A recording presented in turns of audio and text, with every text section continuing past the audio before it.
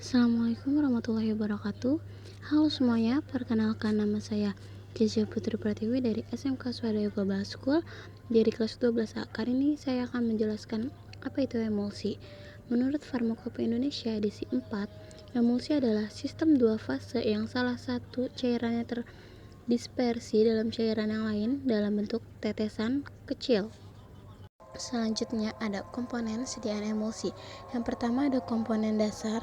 Komponen dasar adalah bahan pembentuk emulsi yang harus terdapat dalam emulsi terdiri atas pertama ada fase disperse atau fase internal, yang kedua ada fase continue atau fase eksternal, dan yang terakhir ada emulgator. Kemudian yang kedua ada komponen tambahan. Komponen tambahan merupakan bahan tambahan yang sering ditambahkan pada emulsi untuk memperoleh hasil yang lebih baik. Misalnya, koregen saporis, koregen odoris, koregen kaloris, preservatif atau pengawet, dan antioksidan.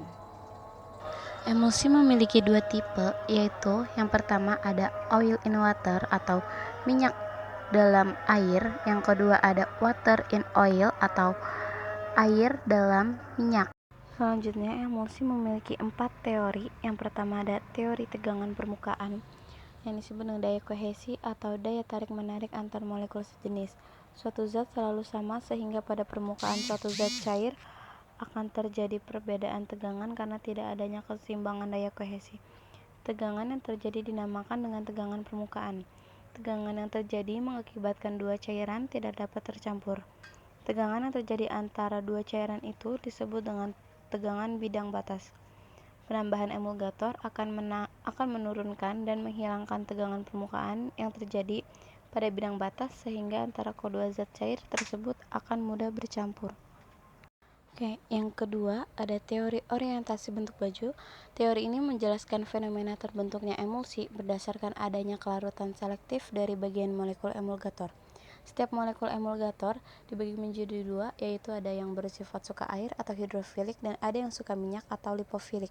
Dengan demikian, emulgator seolah-olah menjadi tali pengikat antara minyak dan air. Kedua kelompok tersebut akan membuat suatu keseimbangan. Setiap jenis emulgator memiliki harga keseimbangan yang besarnya tidak sama, yang dikenal dengan istilah HLB atau Hydrophile Lipophile Balance, yaitu angka yang menunjukkan perbandingan antara kelompok lipofil dengan kelompok hidrofil. Selanjutnya, teori yang ketiga yaitu teori interparsial film atau teori plastik film.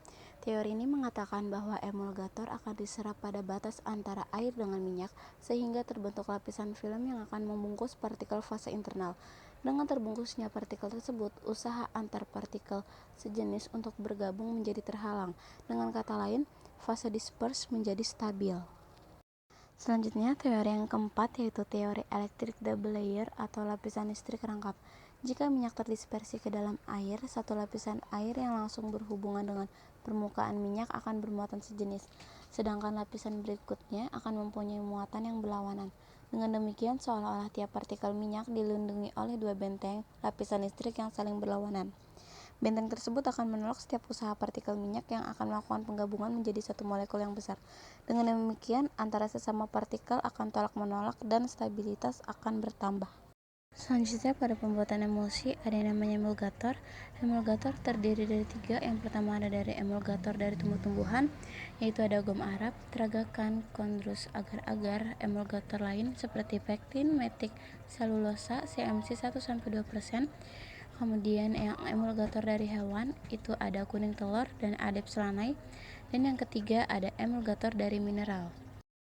Contohnya itu ada magnesium aluminium silikat atau vegum bentonit. Selanjutnya ada beberapa cara untuk membedakan tipe emulsi. Yang pertama ada pengenceran, kedua konduktivitas, ketiga pewarnaan atau pengecetan, yang keempat uji arah creaming, dan yang kelima uji kertas saring. Selanjutnya ada ketidakstabilan emulsi. Yang pertama itu ada creaming. Creaming adalah terpisahnya emulsi menjadi dua lapisan, di mana yang satu mengandung fase disperse lebih banyak daripada lapisan yang lain. Creaming bersifat reversibel. Kemudian yang kedua ada inversi. Inversi yaitu peristiwa perubahannya sekonyong-konyong tipe emulsi water in oil menjadi oil in water atau sebaliknya. Sifatnya irreversible. Yang ketiga ada breaking. Breaking yaitu pecahnya emulsi karena film yang meliputi partikel rusak dan butir minyak akan kewalasan atau menyatu, sifatnya irreversibel atau tidak bisa diperbaiki.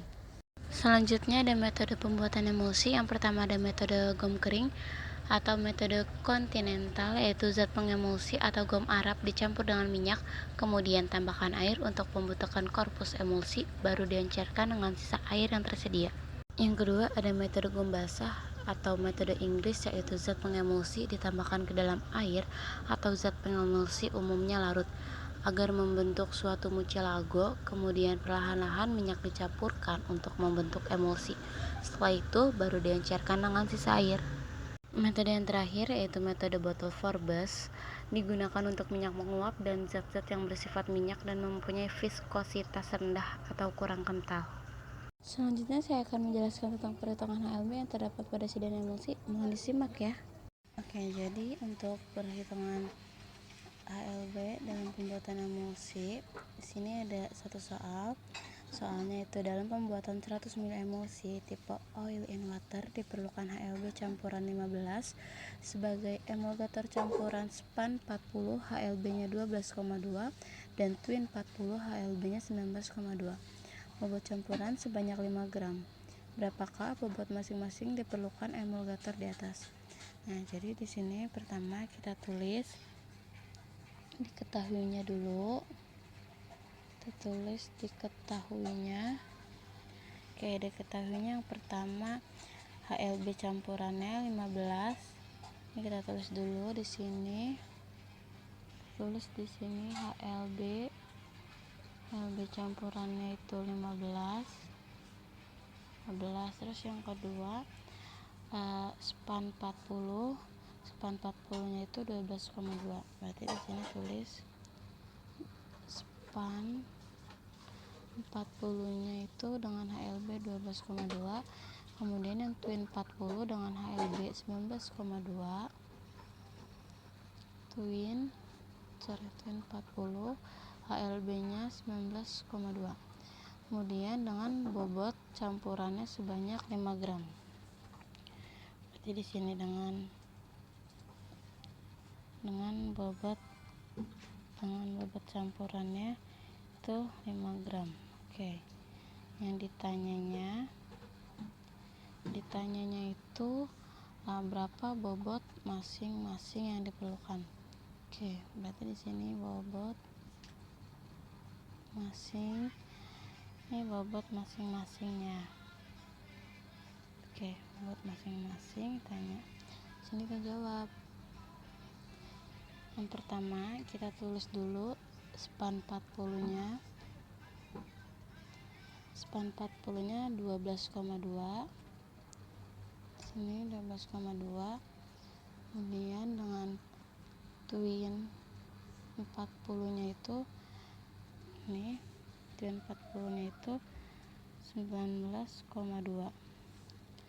Terus HLB campurannya kan 15. Tulis di tengah sini. 15 ini kita menggunakan sistem pengurangan silang gitu. 12,2 dikurang 15 itu hasilnya 2,8. Terus yang ini twin 40 sama 19,2 kurang 15 itu hasilnya 4,2. Ini walaupun 12,2 dikurang 15 itu hasilnya nggak pakai min, jadi kita hilangin aja minnya, kita anggap positif. Terus untuk hasil span 40 yang 12,2 ini untuk hasilnya itu ini 4,2. Terus hasil twin 40 nya itu hasilnya ini 2,8. Kemudian ini kita jumlahkan, ini kita tambah jadi hasilnya 7. Nah, sekarang kita masuk nih ke rumusnya.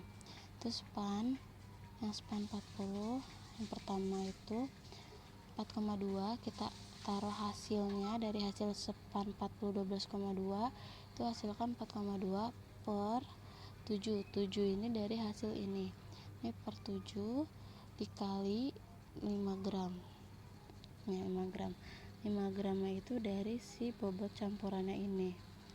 Kemudian hasilnya itu 3 gram. Terus yang twin 40 sama hasil dari twin 40 ini, twin 40 19,2, hasilnya kan 2,8. Berarti sama di sini kita tulis juga 2,8 per 7 dari hasil sini sama dikali 5 gram dari si bobot campuran yang ini. Hasilnya itu 2 gram. Nah, jadi bobot masing-masing Sekian dari materi yang bisa saya jelaskan, kurang lebihnya mohon maaf. Wassalamualaikum warahmatullahi wabarakatuh. Yang twin 40 Dadah. itu 2 gram.